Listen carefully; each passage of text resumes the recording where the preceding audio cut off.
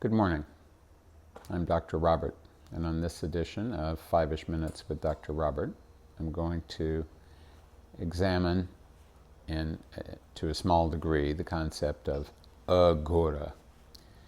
My mentor, for his own purposes, would sometimes refer to himself as the Agori Vimalananda. An Agori is a practitioner of agora.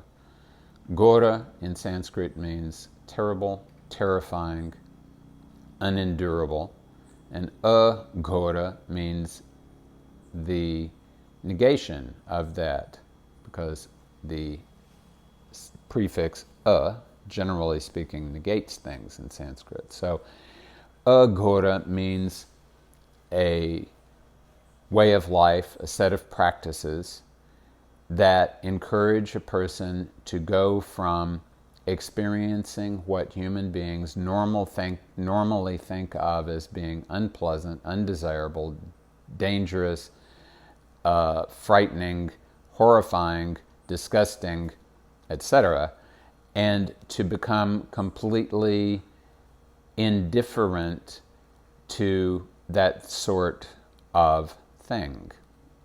So this is why Vimalananda used to say that for a good Agori, there really is ultimately no difference between the water from the river Ganga, which is supposed to be the most purifying thing in the world, according to many people, and excrement, which I think we all can agree is an extremely impure thing that often will cause other things to become impure.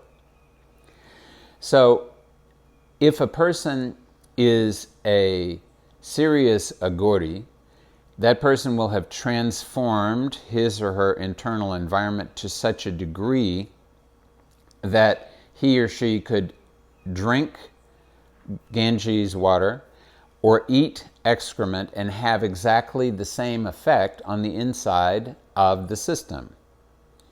So the faculty of discernment or discrimination is controlled by the fire element. And we decide whether something is desirable or not desirable with the help of the fire element.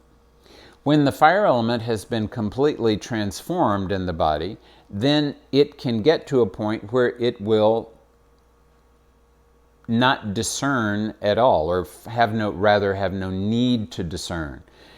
If the fire element in your organism has been developed to such a degree that you can digest anything, as was the case with Vimalananda's guru, his junior Guru Maharaj, who I saw many times eating tobacco, and not just spitting it out but eating it and swallowing it, he had been able to transform his organism so he could eat a deadly poison and have it benefit him.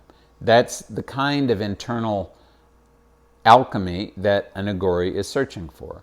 But Agoris don't limit themselves just to substances. They expose themselves to all kind of activities, anything that ordinarily, according to the dictates of our individual organisms, anything that would normally cause the organism to recoil in fear or to resist out of disgust, that is something that the Agori attempts at the very least to expose himself or herself to, so that there will be no disturbance of mind when in that situation. So this is one of the important reasons that Agoris will put themselves into places like cremation grounds, smashans, where there is great disturbance and great filth and great violence happening to the organism, and which is regarded as being an extremely inauspicious place.